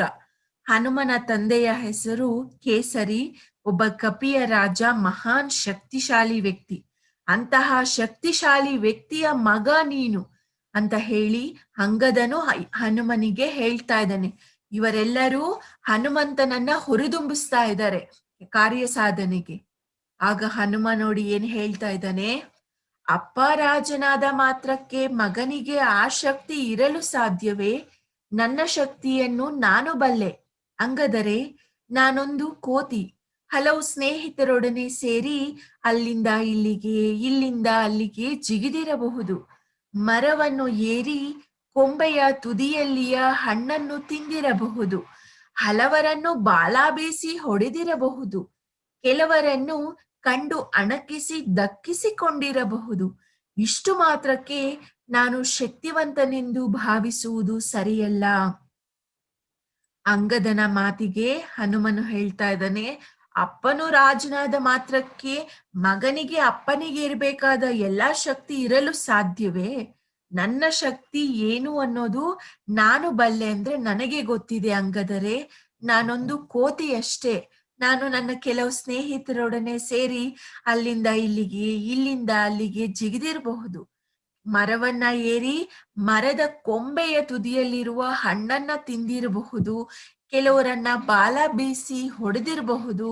ಕೆಲವರ ಬಳಿ ಅಣಕಿಸಿ ಅಂದ್ರೆ ಕೋತಿ ಚೇಷ್ಟೆ ಮಾಡಿ ಅಣಕಿಸಿ ಅವರ ಹತ್ರ ಇರೋದನ್ನ ನಾನು ಕಿತ್ಕೊಂಡಿರಬಹುದು. ಅಷ್ಟು ಮಾತ್ರಕ್ಕೆ ನಾನು ಒಂದು ದೊಡ್ಡ ಶಕ್ತಿವಂತನೆಂದು ಭಾವಿಸುವುದು ಸರಿಯಲ್ಲ. ನಾನು ಒಂದು ಸಾಮಾನ್ಯ ಕೋತಿ ಅಷ್ಟೇ ಅಂತ ಹೇಳಿ ಹನುಮನು ಹೇಳ್ತಾನೆ. ಆಗ ನೋಡಿ, ಹಾಗೆ ಆದ್ರೆ ಕಪಿವೀರರು ಬಿಡಲಿಲ್ಲ, ಹನುಮನನ್ನ ಹುರಿದುಂಬಿಸ್ತಾನೆ ಇದ್ದಾರೆ. ಹನುಮ, ನಿನ್ನ ಶಕ್ತಿ ಸಾಮರ್ಥ್ಯ ನಿನಗಿಂತ ನಾವು ಚೆನ್ನಾಗಿ ಬಲ್ಲೆವು. ನೀನು ಮಗುವಾಗಿದ್ದಾಗ ಅರುಣನನ್ನು ಕೆಂಪು ಹಣ್ಣೆಂದು ಭಾವಿಸಿದೆ. ಅದನ್ನು ತಿನ್ನಲು ಆಕಾಶಕ್ಕೆ ಜಿಗಿದೆ. ಸೂರ್ಯನ ನೆತ್ತಿಗೆ ಹಾರಿದ್ದೆ. ನಿನಗೆ ಬಹಳ ಶಕ್ತಿ ಇದೆ. ನೀನು ಮನಸ್ಸು ಮಾಡಿದರೆ ಸಪ್ತಸಾಗರವನ್ನು ಈಜಬಲ್ಲೆ. ಹಿಮಾಲಯವನ್ನೆತ್ತಿ ಕುಕ್ಕಬಲ್ಲೆ. ಪಾತಾಳವನ್ನು ಕಲಕಬಲ್ಲೆ. ನಿನಗೆ ಈ ಚಿಕ್ಕ ಸಮುದ್ರ ಸಮಸ್ಯೆಯಾಗದು. ಮತ್ತೆ ಜಾಂಬವಂತ ಹೇಳ್ತಾ ಇದ್ದ ನೋಡಿ, ಹನುಮ, ನಿನ್ಗೆ ಎಷ್ಟು ಶಕ್ತಿ ಇದೆ ಅನ್ನೋದು ನಿನ್ಗಿಂತ ನಮಗೆ ಚೆನ್ನಾಗಿ ಗೊತ್ತು. ನಿನ್ನ ಶಕ್ತಿ ಸಾಮರ್ಥ್ಯ ಏನು ಅನ್ನೋದನ್ನ ನಾವು ತಿಳ್ಕೊಂಡಿದೀವಿ. ನೀನು ಪುಟ್ಟ ಮಗುವಾಗಿದ್ದಾಗಲೇನೆ ಅರುಣನನ್ನು, ಅರುಣ ಅಂತ ಹೇಳಿದ್ರೆ ಸೂರ್ಯ, ಅರುಣನನ್ನು ನೀನು ಕೆಂಪಾದ ಹಣ್ಣು ಅಂತ ಹೇಳಿ ಭಾವಿಸಿದ್ದೆ. ಹನುಮನು ಚಿಕ್ಕ ವಯಸ್ಸಿನಲ್ಲಿ ಆಕಾಶದ ಕಡೆ ನೋಡ್ತಾನೆ. ಸೂರ್ಯನು, ಅವನಿಗೆ ದೂರದಲ್ಲಿರುವ ಸೂರ್ಯನು ಒಂದು ಕೆಂಪಿಗೆ ಹಣ್ಣಿನ ರೀತಿ ಆ ಸೂರ್ಯನು ಹನುಮನಿಗೆ ಕಾಣ್ತಾನೆ. ಆಗ ಹನುಮ ಏನ್ ಮಾಡ್ತಾನೆ, ಅವನಿಗೆ ಗೊತ್ತಿಲ್ಲದೆ ಇರುವಂತಹ ಅವನ ಶಕ್ತಿ, ಆ ಹಣ್ಣನ್ನ ತಿನ್ಬೇಕು ಅನ್ನೋಂತಹ ಅವನ ಒಂದು ಆಸೆ ಏನ್ ಮಾಡುತ್ತೆ, ಅವನನ್ನ ಆಕಾಶಕ್ಕೇನೆ ಜಿಗಿಯುವಂತೆ ಮಾಡಿತ್ತು. ಅದನ್ನೇ ಇಲ್ಲಿ ಜಾಂಬವಂತ ಹೇಳ್ತಾ ಇದ್ದಾನೆ, ನೀನು ಸಣ್ಣ ವಯಸ್ಸಿನಲ್ಲಿಯೇ ಆಕಾಶಕ್ಕೆ ಹಾರಿದ್ದೆ. ಸೂರ್ಯನ ಒಂದು ನೆತ್ತಿಗೆ ಅಂದ್ರೆ ಸೂರ್ಯನ ಹತ್ರ ಹಾರಿದ್ದೆ. ನಿನಗೆ ಬಹಳ ಶಕ್ತಿ ಇದೆ ಹನುಮ. ನೀನು ಮನಸ್ಸು ಮಾಡಿದೀಯ, ಸಪ್ತ ಸಾಗರಗಳನ್ನು ಈಜಬಲ್ಲೆ. ಸಪ್ತ ಸಾಗರಗಳು, ಸಪ್ತ ಅಂದ್ರೆ 7 ಸಾಗರಗಳು, 7 ಸಾಗರಗಳನ್ನ ನೀನು ಈಜಬಲ್ಲೆ. 7 ಸಾಗರಗಳು, ಪುರಾಣಗಳ ಪ್ರಕಾರ 7 ಸಾಗರಗಳಿವೆ. ಆ 7 ಸಾಗರಗಳು ಯಾವ್ಯಾವು ಅಂತ ಹೇಳಿದ್ರೆ ಇಲ್ಲಿದೆ ನೋಡಿ. ಲವಣ, ಉಪ್ಪಿನ ಸಮುದ್ರ. ಇಕ್ಷು, ಕಬ್ಬಿನ ಹಾಲಿನ ಸಮುದ್ರ. ಸುರ ಅಂದ್ರೆ ಮದ್ಯದ ಒಂದು ಸಮುದ್ರ. ಸರ್ಫೀಸ್, ತುಪ್ಪದ ಸಮುದ್ರ. ದದಿ, ಮೊಸರಿನ ಸಮುದ್ರ. ಕ್ಷೀರ, ಹಾಲಿನ ಸಮುದ್ರ. ಜಲ, ನೀರಿನ ಸಮುದ್ರ. ಈ ರೀತಿ ಪುರಾಣ ಕಾಲದಲ್ಲಿ 7 ಮಹಾನ್ ಸಾಗರಗಳು, ಸಮುದ್ರಗಳು ಇವೆ ಅಂತ ಅವರು ನಂಬ್ತಾ ಇದ್ರು. ಲವಣ ಉಪ್ಪು, ಕಬ್ಬಿನ ಹಾಲು, ಮದ್ಯ, ತುಪ್ಪ, ಮೊಸರು, ಹಾಲು, ನೀರು. ಈ ಸಮುದ್ರಗಳು 7 ಸಮುದ್ರಗಳು. ಇವುಗಳನ್ನ ಪುರಾಣಗಳಲ್ಲಿ ಏನಂತ ಹೇಳ್ತಾರೆ ಅಂತಂದ್ರೆ ಸಪ್ತ ಸಾಗರಗಳು ಅಂತ ಹೇಳಿ ಕರೀತಾರೆ. ನೆನ್ಪಿಟ್ಕೊಳ್ಳಿ, ಸಪ್ತ ಸಾಗರಗಳು ಅಂತ ಹೇಳಿ ಕರೀತಾರೆ. ಆಗ ಹನುಮನಿಗೆ ಆ ಜಾಂಬವಂತನ್ ಹೇಳ್ತಾ ಇದ್ದಾನೆ, ನೀನು ಮನಸ್ಸು ಮಾಡಿದ್ದಿ ಅನ್ಕೋ, ಆ ಸಪ್ತ ಸಾಗರವನ್ನ ಈಜ್ಕೊಂಡ್ ಬರ್ತೀಯ. ಹಿಮಾಲಯ, ಅಷ್ಟು ದೊಡ್ಡ ಹಿಮಾಲಯ ಪರ್ವತವನ್ನ ಮೇಲಕ್ಕೆ ಎತ್ತಿ ಕುಕ್ಕಬಲ್ಲೆ. ಈ ಪಾತಾಳ ಅಂದ್ರೆ ಭೂಮಿಯ ಕೆಳಗಿನ ಲೋಕ. ಈ ಪಾತಾಳವನ್ನ ನೀನು ಕಲಕಬಲ್ಲೆ ಅಂದ್ರೆ ಅದನ್ನ ಅಲ್ಲಾಡಿಸ್ತೀಯ. ನಿನ್ನ ಒಂದು ತುಳಿತದಿಂದ ಇಡೀ ಪಾತಾಳವನ್ನ ಅಲ್ಲೋಲ ಕಲ್ಲೋಲ ಮಾಡಬಲ್ಲೆ. ನಿನಗೆ ಅಷ್ಟು ಶಕ್ತಿ ಇದೆ. ನೀನು ಈ ಚಿಕ್ಕ ಸಮುದ್ರ ಹೋಗಿ ನಿನಗೆ ಒಂದು ಸಮಸ್ಯೆನ ಹಾರುವಂತದ್ದು ಅಂತ ಹೇಳಿ ಜಾಂಬವಂತರು ಹುರಿದುಂಬಿಸ್ತಾರೆ. ಆಗ ಹನುಮ ನೋಡಿ, ಹಿರಿಯರಾದ ಜಾಂಬವರೇ, ನಾನು ಮಗುವಾಗಿದ್ದಾಗ ಅರುಣನನ್ನು ಕೆಂಪು ಹಣ್ಣೆಂದು ಬಗೆದು ಆಕಾಶಕ್ಕೆ ಹಾರಿದ್ದು ನಿಜ. ಆದರೆ ಸಾಧಿಸಿದ್ದೇನು? ಇಂದ್ರನಿಂದ ಹೊಡೆತ ತಿಂದು ಭೂಮಿಗೆ ಬೀಳಲಿಲ್ಲವೇ? ಇಂದು ಎಲ್ಲಿದೆ ನನಗೆ ಅಂದಿನ ಶಕ್ತಿ? ಸುಮ್ಮನೆ ಹೊಗಳಬೇಡಿ. ನನ್ನಿಂದ ಸಮುದ್ರ ಉಲ್ಲಂಘಿಸುವುದು ಆಗದು. ನಾನೊಬ್ಬ ಸಾಮಾನ್ಯ. ಆಗ ಹೇಳ್ತಾ ಇದ್ದಾನೆ, ಹಿರಿಯರಾದ ಜಾಂಬವರೇ, ನಾನು ಮಗುವಾಗಿದ್ದಾಗ ಸೂರ್ಯನನ್ನ ಕೆಂಪು ಹಣ್ಣು ಅಂತ ಹೇಳಿ ಭಾವಿಸಿ ಆಕಾಶಕ್ಕೆ ಹಾರಿದ್ದು ನಿಜ. ಆದ್ರೆ ಏನು ಸಾಧಿಸಿದೆ? ಇಂದ್ರದೇವನಿಂದ ಹೊಡೆತ ತಿಂದು ನಾನು ಮತ್ತೆ ಭೂಮಿಗೆ ಬೀಳಲಿಲ್ಲವೇ? ಇಂದು ನನಗೆ ಎಲ್ಲಿದೆ ಅಂದಿನ ಶಕ್ತಿ? ಈಗ ನನ್ನ ಬಳಿ ಎಲ್ಲಿದೆ? ಸುಮ್ಮನೆ ಹೊಗಳಬೇಡಿ. ಈ ಸಮುದ್ರವನ್ನ ಉಲ್ಲಂಘಿಸುವುದು ಅಂದ್ರೆ ದಾಟುವುದು, ಈ ಸಮುದ್ರವನ್ನ ದಾಟುವುದು ನನ್ನಿಂದ ಸಾಧ್ಯ ಇಲ್ಲ. ನಾನೊಬ್ಬ ಸಾಮಾನ್ಯ ಅಷ್ಟೇ ಅಂತ ಹೇಳಿ ಹನುಮ ತನ್ನ ಬಗೆಗೆ ತನ್ನ ಶಕ್ತಿ ತನಗೆ ಅರಿವಾಗ್ತಾ ಇಲ್ಲ. ತನಗೆ ಒಂದು ಭಯ, ತನ್ನಲ್ಲಿ ಅಷ್ಟು ಶಕ್ತಿ ಇದೆ ಅನ್ನೋದು ಅವನಿಗೆ ತಿಳಿತಾ ಇಲ್ಲ. ಆದ್ರೆ ಈ ಕಪಿವೀರರು ಮಾತ್ರ ಹನುಮನ ಒಂದು ಶಕ್ತಿಯನ್ನ ಗೊತ್ತಾಗಿ ಹನುಮನನ್ನ ಹುರಿದುಂಬಿಸುವ ಕೆಲಸವನ್ನ ಮಾತ್ರ ನಿಲ್ಲಿಸ್ತಾ ಇಲ್ಲ. ಆಂಜನೇಯ, ನಿನ್ನ ಶಕ್ತಿ ನಿನಗೆ ತಿಳಿಯದು. ಸೂರ್ಯದೇವನಿಂದ ಶಸ್ತ್ರವಿದ್ಯೆ ಕಲಿತೆ. ಗುರುದಕ್ಷಿಣೆಯಲ್ಲಿ ಅವನ ಮಗ ಸುಗ್ರೀವನ ಪ್ರಾಣ ರಕ್ಷಣೆ ಮಾಡಿದೆ. ಋಷ್ಯಮುಖ ಪರ್ವತದಲ್ಲಿ ಶ್ರೀರಾಮನನ್ನು ಸಂಧಿಸಿ ಮೈತ್ರಿ ಸ್ಥಾಪಿಸಿದೆ. ಶ್ರೀರಾಮನ ಆಶೀರ್ವಾದ ನಿನಗಿದೆ. ಆಗ ಅಂಗದ ಹೇಳ್ತಾ ಇದ್ದಾನೆ, ಆಂಜನೇಯ, ನಿನಗೆ ಎಷ್ಟು ಶಕ್ತಿ ಇದೆ ಅಂತಕ್ಕಂಥದ್ದು ನಿನಗೆ ಗೊತ್ತಾಗ್ತಾ ಇಲ್ಲ. ನೀನು ಮಹಾನ ಸೂರ್ಯದೇವನಿಂದನೇ ಶಸ್ತ್ರವಿದ್ಯೆ ಅಂತಂದ್ರೆ ಶಸ್ತ್ರವಿದ್ಯೆ ಅಂದ್ರೆ ಶಸ್ತ್ರಾಸ್ತ್ರಗಳನ್ನ ಉಪಯೋಗಿಸಿ ಕಲಿಯುವಂತಹ ಒಂದು ವಿದ್ಯೆ. ಶಸ್ತ್ರವಿದ್ಯೆ ಅಂದ್ರೆ ಶಸ್ತ್ರಾಸ್ತ್ರಗಳು, ಬಿಲ್ಲು, ಬಾಣ, ಕತ್ತಿ, ವರಸೆ ಆಗಿರಬಹುದು. ಈ ರೀತಿ ಶಸ್ತ್ರಗಳ ಒಂದು ವಿದ್ಯೆಯನ್ನ ಕಲಿತಿದ್ದೀಯ. ನೀನು ಸೂರ್ಯದೇವನಿಂದ ಶಸ್ತ್ರವಿದ್ಯೆಯನ್ನ ಕಲ್ತಿದ್ದೀಯ. ಗುರುದಕ್ಷಿಣೆಯಾಗಿ ಅಂದ್ರೆ ಸೂರ್ಯದೇವನಿಗೆ ದಕ್ಷಿಣೆಯಾಗಿ, ಗುರುದಕ್ಷಿಣೆಯಾಗಿ ನೀನು ಅವನ ಮಗ ಸುಗ್ರೀವನ ಪ್ರಾಣ ರಕ್ಷಣೆ ಮಾಡಿದ್ದೀಯ. ಅಷ್ಟೇ ಅಲ್ಲ, ಋಷ್ಯಮುಖ ಪರ್ವತದಲ್ಲಿ ಶ್ರೀರಾಮರನ್ನ ಭೇಟಿ ಮಾಡಿ ಶ್ರೀರಾಮನ ಜೊತೆ ಸ್ನೇಹವನ್ನ ಸಂಪಾದಿಸ್ಕೊಂಡಿದ್ದೀಯ. ನಿನಗೆ ಆ ಶ್ರೀರಾಮನ ಆಶೀರ್ವಾದವಿದೆ ಅಂತ ಹೇಳಿ ಅಂಗದ ಹೇಳ್ತಾನೆ. ಆಗ ವರ್ಣನೆ ಸಾಕು ಮಾಡಿ ಅಂಗದರೆ, ಆಶೀರ್ವಾದ ಮಾತ್ರಕ್ಕೆ ಎಲ್ಲಾ ಸಾಧನೆ ಸಾಧ್ಯವಿಲ್ಲ. ನೀವೇಕೆ ಪ್ರಯತ್ನಿಸಬಾರದು? ತಮಗೂ ದೇವರ ಆಶೀರ್ವಾದವಿದೆ. ಆಗ ಹನುಮಂತ ಹೇಳ್ತಾನೆ, ವರ್ಣನೆ ಅಂದ್ರೆ ಹೊಗಳೋದನ್ನ ಸಾಕು ಮಾಡಿ ಅಂಗದರೆ, ಆಶೀರ್ವಾದ ಇದ್ದ ಮಾತ್ರಕ್ಕೆ ಎಲ್ಲಾ ಕೆಲಸವನ್ನ ಸಾಧಿಸಲು ಸಾಧ್ಯವಿಲ್ಲ. ನೀವೇಕೆ ಪ್ರಯತ್ನಿಸಬಾರದು? ನಿಮಗೂ ಸಹ ಶ್ರೀರಾಮ ಪ್ರಭುವಿನ ಆಶೀರ್ವಾದವಿದೆ ಅಂತ ಹೇಳಿ ಹನುಮ ಹೇಳ್ತಾನೆ. ಆಗ ಸತ್ಯ, ಖಂಡಿತ ನಮಗೆಲ್ಲ ದೇವರ ಆಶೀರ್ವಾದವಿದೆ.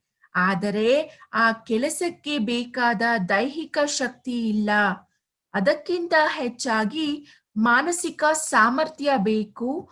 ಅದಿಲ್ಲ ನಮ್ಮಲ್ಲಿ. ಸತ್ಯ ಅಂದ್ರೆ ನಿಜ, ಖಂಡಿತ ನಮಗೆಲ್ಲ ದೇವರ ಆಶೀರ್ವಾದವಿದೆ. ಆದರೆ ಈ ಕೆಲಸಕ್ಕೆ ಬೇಕಾದಂತಹ ಒಂದು ದೈಹಿಕ ಶಕ್ತಿ ನಮ್ಮಲ್ಲಿಲ್ಲ. ಅದಕ್ಕಿಂತ ಹೆಚ್ಚಾಗಿ ಮಾನಸಿಕ ಸಾಮರ್ಥ್ಯ ಬೇಕು. ಅದಿಲ್ಲ ನಮ್ಮಲ್ಲಿ ಅಂತ ಹೇಳಿ ಅಂಗದ ಹೇಳ್ತಾನೆ. ಮಾನಸಿಕ ಸಾಮರ್ಥ್ಯ ಏನು ಹಾಗೆಂದರೆ ಹನುಮ ಕೇಳಿದ. ಅಂಗದನು ಒಂದು ಕೆಲಸಕ್ಕೆ ಬೇಕಾದಂತಹ ಒಂದು ದೈಹಿಕ ಶಕ್ತಿ ಇಲ್ಲ. ಅದಕ್ಕಿಂತ ಹೆಚ್ಚಾಗಿ ನಮಗೆ ಈ ಸಮುದ್ರವನ್ನ ದಾಟಲು ಬೇಕಾದಂತಹ ಒಂದು ಮಾನಸಿಕ ಸಾಮರ್ಥ್ಯ ಅಂದ್ರೆ ಮೆಂಟಲ್ ಎಬಿಲಿಟಿ ಅಂತಕ್ಕಂಥದ್ದು, ಒಂದು ಮಾನಸಿಕ ಸಾಮರ್ಥ್ಯ ಇಲ್ಲ ನಮ್ಮಲ್ಲಿ ಅಂತ ಹೇಳಿ ಅಂಗದನು ಹೇಳಿದಾಗ, ಆಗ ಹನುಮ ಕೇಳ್ತಾನೆ, ಮಾನಸಿಕ ಸಾಮರ್ಥ್ಯ ಹಾಗಂದ್ರೆ ಏನು ಅಂತ ಹೇಳಿ ಹನುಮ ಕೇಳ್ತಾನೆ. ಆಗ ನೋಡಿ, ಹುಟ್ಟಿನಿಂದ ಎಲ್ಲರಿಗೂ ಮಾನಸಿಕ ಸಾಮರ್ಥ್ಯವಿರುತ್ತದೆ. ಅದನ್ನು ಕೆಲವರು ಬೆಳೆಸಿಕೊಳ್ಳುತ್ತಾರೆ, ದುಡಿಸಿಕೊಳ್ಳುತ್ತಾರೆ. ಹೊಸ ಹೊಸ ಪ್ರಯೋಗಗಳಿಗೆ ಒಡ್ಡಿಕೊಂಡು ಗಟ್ಟಿಗೊಳಿಸಿಕೊಳ್ಳುತ್ತಾರೆ. ನಿನಗೆ ಆ ಸಾಧನೆ ಇದೆ. ಆತ್ಮವಿಶ್ವಾಸ ಹೊಂದು. ನಿನ್ನಲ್ಲಿ ಶಕ್ತಿ ಇದೆ. ಆದ ಕಾರಣ ಕೋಡುಗಲ್ಲಿನ ಮೇಲೆ ಕುಳಿತು ಯೋಚನೆ ಮಾಡುತ್ತಿರುವೆ. ಆಗ ಹುರಿದುಂಬಿಸ್ತಾ ಇದ್ದಾರೆ ಹನುಮನನ್ನ. ಹುಟ್ಟಿನಿಂದ ಪ್ರತಿಯೊಬ್ಬರಿಗೂ ಸಹ ಹುಟ್ಟಿನಿಂದ ಮಾನಸಿಕ ಸಾಮರ್ಥ್ಯ ಅಂತಕ್ಕಂಥದ್ದು ಇರುತ್ತೆ. ಕೆಲವರು ಅದನ್ನ ಬೆಳೆಸ್ಕೊಳ್ತಾರೆ, ದುಡಿಸ್ಕೊಳ್ತಾರೆ. ಹೊಸ ಹೊಸ ಪ್ರಯೋಗಗಳಿಗೆ ಒಡ್ಡಿಕೊಂಡು ಗಟ್ಟಿಗೊಳಿಸ್ಕೊಳ್ತಾರೆ. ಅಂದ್ರೆ ಇದ್ರ ಅರ್ಥ ಏನು? ಮಾನಸಿಕ ಸಾಮರ್ಥ್ಯ ಅಂತಕ್ಕಂಥದ್ದು ನಮ್ಮ ಒಂದು ಮೆಂಟಲ್ ಎಬಿಲಿಟಿ ಅಂತಕ್ಕಂಥದ್ದು. ದೇಹ ಬೆಳವಣಿಗೆ ಆಗ್ತಾ ಹೋಗ್ತಾ ಇರುತ್ತೆ. ಮಾನಸಿಕ ಸಾಮರ್ಥ್ಯವನ್ನ ನಾವು ಬೆಳೆಸ್ಕೊಳ್ಬೇಕು. ನಮ್ಮ ಮನಸ್ಸಿಗಾಗಿರಬಹುದು, ನಮ್ಮ ಮೆದುಳಿಗೆ ಕೆಲಸವನ್ನ ಕೊಟ್ಟು ಅದನ್ನ ಹೊಸ ಹೊಸ ಒಂದು ಪ್ರಯೋಗಗಳಿಗೆ ಅಂದ್ರೆ ಹೊಸ ಹೊಸ ಪ್ರಯೋಗಗಳಿಗೆ ನಾವು ಮಾನಸಿಕ ಸಾಮರ್ಥ್ಯವನ್ನ ಬೆಳೆಸ್ಕೊಂಡು ನಾವು ಗಟ್ಟಿಗೊಳಿಸ್ಕೊಳ್ಬೇಕು. ನಿನಗೆ ಆ ಸಾಧನೆ ಇದೆ. ಆತ್ಮವಿಶ್ವಾಸ ಹೊಂದು. ನಿನ್ನಲ್ಲಿ ಶಕ್ತಿ ಇದೆ. ಆದ ಕಾರಣ ಕೋಡುಗಲ್ಲಿನ ಮೇಲೆ ಕುಳಿತು ಯೋಚನೆ ಮಾಡುತ್ತಿರುವೆ. ನಿನಗೆ ಆ ಮಾನಸಿಕ ಸಾಮರ್ಥ್ಯ ಅಂತಕ್ಕಂಥದ್ದು ಇದೆ. ಹಾಗಾಗಿಯೇ ನೀನು ಆತ್ಮವಿಶ್ವಾಸ ಹೊಂದು. ನಿನ್ನಲ್ಲಿ ನನ್ನ ಕೈಯಲ್ಲಿ ಕಾರ್ಯ ಸಾಧನೆ ಸಾಧ್ಯ ಆಗುತ್ತೆ ಎಂತಕ್ಕಂತಹ ಒಂದು ಆತ್ಮವಿಶ್ವಾಸವನ್ನ ನೀನು ಪಡ್ಕೋ. ನಿನ್ನಲ್ಲಿ ಶಕ್ತಿ ಇದೆ. ಆದ ಕಾರಣದಿಂದಲೇ ನೀನು ಈ ಕೋಡುಗಲ್ಲಿನ ಮೇಲೆ ಕುಳಿತುಕೊಂಡು ಯೋಚನೆಯನ್ನ ಮಾಡ್ತಾ ಇದೀಯಾ ಅಂತ ಹೇಳ್ತಾರೆ. ಆಗ ಅಂಗದ ನೋಡಿ, ಅದು ನಿರಾಶೆಯ ಸೂಚಕವಲ್ಲವೇ? ಆಗ ಹನುಮ ಹೇಳ್ತಾನೆ, ನಾನು ಈ ಸಮುದ್ರವನ್ನ ಹಾರದೆ ಬರೀ ಈ ಕೋಡುಗಲ್ಲಿನ ಮೇಲೆ ಕುಳಿತುಕೊಂಡು ಯೋಚನೆ ಮಾಡ್ತಾ ಇದ್ದೀನಿ ಅಂದ್ರೆ ಅದು ನಿರಾಶೆಯ ಸೂಚಕವಲ್ಲವೇ ಅಂದ್ರು. ನಿರಾಶೆ ತಾನೆ ಅದು. ನನ್ನ ಕೈಯಲ್ಲಿ ಈ ಸಮುದ್ರವನ್ನ ದಾಟ್ಲಿಕ್ಕೆ ಸಾಧ್ಯ ಆಗೋದಿಲ್ಲ ಎಂಬಂತಹ ಒಂದು ನಿರಾಶೆಯಿಂದ ತಾನೇ ಸಾಧ್ಯ ನಾನು ಹೀಗೆ ಕೂತಿರೋದು ಅಂತ ಹೇಳಿ ಹನುಮನು ಹೇಳ್ತಾನೆ. ಆಗ ನೋಡಿ, ಹುಚ್ಚಪ್ಪ, ಅದು ನಿರಾಶೆಯಲ್ಲ, ಚಿಂತನೆ. ನೀನ್ಯಾರೆಂಬುದನ್ನು ಅರಿತುಕೋ. ನಿನ್ನಲ್ಲಿ ಪರಮಶಕ್ತಿ ಇದೆ. ಒಮ್ಮೆ ಮೈ ಕೊಡವಿ ಸಟೆದು ನಿಲ್ಲು. ನನ್ನಲ್ಲೂ ಸಮುದ್ರ ಉಲ್ಲಂಘಿಸುವ ಶಕ್ತಿ ಇದೆ ಎಂದು ಒಮ್ಮೆ ಕೂಗು. ದೊಡ್ಡ ಹೆಜ್ಜೆ ಇಡು, ನೀನು ಬೆಳೆಯುವೆ. ಶ್ರೀರಾಮನ ಆದೇಶ ನೆನಪಿಸಿಕೋ. ಸೀತಾಮಾತೆಯನ್ನು ಕಾಣುವ ಹಂಬಲ ತೀವ್ರವಾಗಲಿ. ಜಗಜ್ಜನನಿಗೆ ಮಹಾಮಾಂಗಲ್ಯ ಮುದ್ರಿಕೆ ಕೊಡುವುದು ಬೇಡವೇ? ಇದು ನಿನ್ನ ಕರ್ತವ್ಯವಲ್ಲವೇ? ನಿನ್ನ ಬಗ್ಗೆ ಅವಿಶ್ವಾಸ ಬೇಡ ಎಂದು ಅಂಗದ ಉತ್ತೇಜನ ನೀಡಿದ.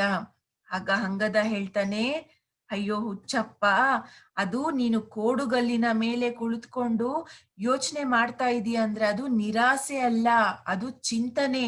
ನೀನು ಹೇಗೆ ಈ ಸಮುದ್ರವನ್ನ ಆರ್ಬೇಕು ಅಂತ ಹೇಳಿ ಚಿಂತೆಯನ್ನ ಮಾಡ್ತಾ ಇದೀಯ. ಮೊದಲು ನೀನು ಯಾರು ಅನ್ನೋದನ್ನ ತಿಳಿದುಕೋ. ಅರಿತುಕೋ ಅಂದ್ರೆ ತಿಳಿದುಕೋ. ನಿನ್ನಲ್ಲಿ ಪರಮಶಕ್ತಿ ಇದೆ. ಒಂದು ಸಲ ನೀನು ಎದ್ದು ನಿಂತು ಮೈ ಕೊಡವಿ ಅಂದ್ರೆ ಮೈಯನ್ನ ಕೊಡವಿ ಸೆಟೆದು ನಿಲ್ಲು ಅಂದ್ರೆ ಧೈರ್ಯವಾಗಿ ನಿಂತ್ಕೋ. ನೀನು ಹೇಳ್ಕೋ, ನನ್ನಲ್ಲಿ ಸಮುದ್ರವನ್ನ ದಾಟುವ ಶಕ್ತಿ ಇದೆ ಅಂತ ಹೇಳಿ ಒಮ್ಮೆ ಜೋರಾಗಿ ಕೂಗು. ಒಂದು ದೊಡ್ಡ ಹೆಜ್ಜೆ ಇಡು. ಆಗ ನೀನು ಬೆಳೆಯುತ್ತೀಯ. ಅಷ್ಟೇ ಅಲ್ಲ, ಶ್ರೀರಾಮ ಪ್ರಭುವಿನ ಆದೇಶ ಏನು ಹೇಳಿದ್ದಾರೆ ಅನ್ನೋದನ್ನ ನೆನಪು ಮಾಡಿಕೋ. ಆ ಸೀತಾಮಾತೆಯನ್ನ ಕಾಣ್ಬೇಕು ಅಂತಕ್ಕಂತಹ ಒಂದು ಉತ್ಸಾಹ, ಹಂಬಲ ಅಂದ್ರೆ ಉತ್ಸಾಹ ನಿನ್ನಲ್ಲಿ ತೀವ್ರವಾಗಲಿ ಅಂದ್ರೆ ಹೆಚ್ಚಾಗ್ಲಿ. ಆ ಜಗಜ್ಜನನಿ ಅಂದ್ರೆ ಸೀತಾಮಾತೆಯನ್ನ ಜಗಜ್ಜನನಿ ಅಂತ ಹೇಳಿ ಸಹ ಕರೀತಾರೆ. ಭೂಮಿ ತಾಯಿಯ ಮಗಳು ಸೀತಾಮಾತೆ. ಜಗತ್ತು ಅಂದ್ರೆ ಭೂಮಿ, ಜನನಿ ಅಂದ್ರೆ ಭೂಮಿ ತಾಯಿಯ ಮಗಳು. ಮತ್ತೆ ಲೋಕಮಾತೆ, ತಾಯಿ ಲೋಕದಲ್ಲಿರುವವರೆಲ್ಲರಿಗೂ ಸೀತಾಮಾತೆ. ಹಾಗಾಗಿ ಜಗತ್ ಜನನಿ ಅಂತ ಹೇಳಿ ಕರೀತಾರೆ ಸೀತಾಮಾತೆಯನ್ನ. ಆ ಜಗಜ್ಜನನಿಗೆ ಮಹಾಮಾಂಗಲ್ಯ ಮುದ್ರಿಕೆ ಕೊಡುವುದು ಬೇಡವೇ? ಮಹಾಮಾಂಗಲ್ಯ ಮುದ್ರಿಕೆ ಅಂತ ಹೇಳಿದ್ರೆ, ಹನುಮನು ಆ ಅರಣ್ಯಕ್ಕೆ ಸೀತಾಮಾತೆಯನ್ನ ಕಾಣಲು ಹೋದಾಗ ಶ್ರೀರಾಮನೇ ಹನುಮನನ್ನ ಕಳಿಸಿದ್ದಾನೆ ಅನ್ನೋಂತಹ ಒಂದು ಸುಳಿವು ಕೊಡಲು ಶ್ರೀರಾಮನು ತನ್ನ ಬೆರಳಿನ ಉಂಗುರವನ್ನ, ಆ ಮಹಾಮಾಂಗಲ್ಯ ಮುದ್ರಿಕೆಯನ್ನ ಹನುಮನ ಕೈಯಲ್ಲಿ ಕೊಡ್ತಾನೆ. ಇದನ್ನ ನೀನು ಸೀತೆಗೆ ತೋರಿಸು, ಆಗ ಸೀತೆ ನಿನ್ನನ್ನ ನಂಬ್ತಾಳೆ ಅಂತ ಹೇಳಿ. ಅದು ಮಹಾಮಾಂಗಲ್ಯ ಮುದ್ರಿಕೆ. ಆ ಮಹಾಮಾಂಗಲ್ಯ ಮುದ್ರಿಕೆ ನೀನು ಕೊಡುವುದು ಬೇಡವೇ? ಇದು ನಿನ್ನ ಕರ್ತವ್ಯವಲ್ಲವೇ? ನಿನ್ನ ಬಗ್ಗೆ ಅವಿಶ್ವಾಸ ಬೇಡ, ನೀನು ಧೈರ್ಯದಿಂದ ಮುನ್ನುಗ್ಗು ಅಂತ ಹೇಳಿ ಅಂಗದನು ಹನುಮನಿಗೆ ಉತ್ತೇಜನ ನೀಡ್ತಾನೆ. ಅದೇ ರೀತಿ ನೋಡಿ, ಆಂಜನೇಯ, ನೀನು ಮಾನಸಿಕವಾಗಿ ಸಿದ್ಧನಾಗು. ನೀನು ಕಿಂಕರ ಅಲ್ಲ, ಶಂಕರ. ಏಳು, ಎದ್ದೇಳು, ಜಾಗೃತನಾಗು. ಅಂತರಂಗದ ಕೀಳರಿಮೆ ತೊರೆ, ನೋಡು ಆಗಸದೆಡೆಗೆ. ಆ ನಿನ್ನ ಅರುಣ ಕ್ಷಣ ಕ್ಷಣಕ್ಕೂ ಬೆಳೆದು ಸೂರ್ಯನಾಗಿದ್ದಾನೆ. ಅವನ ಪ್ರಖರತೆ ಗಮನಿಸು, 1000 ಪಟ್ಟು ಹೆಚ್ಚಿಸಿದ್ದಾನೆ. ನೀನು ಬಲಶಾಲಿ, ಮನಸ್ಸಿದ್ದರೆ ಮಾರ್ಗವಿದೆ. ಏಳು, ಎಚ್ಚರಾಗು ಎಂದು ಜಾಂಬವಂತನು ತಿಳಿ ಹೇಳಿದನು. ಹಾಗೇನೆ ಜಾಂಬವಂತ ಹೇಳ್ತಾ ಇದ್ದಾನೆ, ಆಂಜನೇಯ, ನೀನು ಮಾನಸಿಕವಾಗಿ ಅಂದ್ರೆ ಮನಸ್ಸಿನಲ್ಲಿ ದೃಢವಾಗಿ ಅನ್ಕೋ, ನಾನು ಸಮುದ್ರವನ್ನ ಹಾರಬಲ್ಲೆ, ಸಮುದ್ರವನ್ನ ನಾನು ಹಾರ್ತೀನಿ ಅಂತ ನೀನು ಮಾನಸಿಕ ಅಂದ್ರೆ ಮನಸ್ಸಿನಲ್ಲಿ ದೃಢವಾಗಿ ಅಂದುಕೋ, ಸಿದ್ಧನಾಗು. ನೀನು ಕಿಂಕರ ಅಲ್ಲ, ನೀನು ಸಾಮಾನ್ಯನಲ್ಲ, ನೀನು ಶಂಕರ, ನೀನು ದೇವರ ಸಮಾನ. ಏಳು, ಎದ್ದೇಳು, ಜಾಗೃತನಾಗು ಅಂದ್ರೆ ಮೊದಲು ಈ ಕೋಡುಗಲ್ಲಿನ ಮೇಲಿಂದ ಎದ್ದೇಳು, ಸಮುದ್ರವನ್ನ ಹಾರಲಿಕ್ಕೆ ಜಾಗೃತನಾಗು. ಅಂತರಂಗದ ಕೀಳರಿಮೆ ತೊರೆ, ಅಂತರಂಗದ ಕೀಳರಿಮೆ ಅಂತ ಹೇಳಿದ್ರೆ, ಈ ಕೆಲಸ ನನ್ನಿಂದ ಮಾಡ್ಲಿಕ್ಕೆ ಸಾಧ್ಯ ಆಗೋದಿಲ್ಲ. ನಾನು ಈ ಕೆಲಸಕ್ಕೆ ಯೋಗ್ಯ ಅಲ್ಲ. ನನ್ನ ಕೈಯಿಂದ ಇದನ್ನ ಮಾಡ್ಲಿಕ್ಕೆ ತುಂಬಾ ಕಷ್ಟ. ಇದು ಸಾಧ್ಯನೇ ಇಲ್ಲ ಅನ್ನೋಂತಹ ನಿನ್ನ ಬಗ್ಗೆ ನೀನೇ ಕೀಳರಿಮೆ ಪಟ್ಕೋಬೇಡ. ಕೀಳರಿಮೆ ಅಂದ್ರೆ ಇನ್ಫೀರಿಯಾರಿಟಿ ಕಾಂಪ್ಲೆಕ್ಸ್. ಅಯ್ಯೋ! ನನ್ ಕೈಲಿ ಕೆಲ್ಸ ಮಾಡಕ್ಕಾಗುತ್ತಾ? ಬೇರೆಯವ್ರಿಗಿಂತ ಮೊದಲೇ ನಮ್ಮ ಬಗ್ಗೆ ನಾವೇ ಅವಿಶ್ವಾಸವನ್ನ ಪಟ್ಕೊಳ್ಳೋವಂಥದ್ದು ಕೀಳರಿಮೆ. ಮೊದಲು ನೀನು ಆ ಕೀಳರಿಮೆಯನ್ನ ತೊರೆ ಅಂದ್ರೆ ಬಿಟ್ಬಿಡು. ನೋಡು ಆಗಸದೆಡೆಗೆ. ಆಗಸ ಅಂದ್ರೆ ಆಕಾಶ. ನೋಡು ಆಕಾಶದ ಕಡೆಗೆ. ಆ ನಿನ್ನ ಅರುಣ ಅಂದ್ರೆ ಸೂರ್ಯನು ನೋಡು.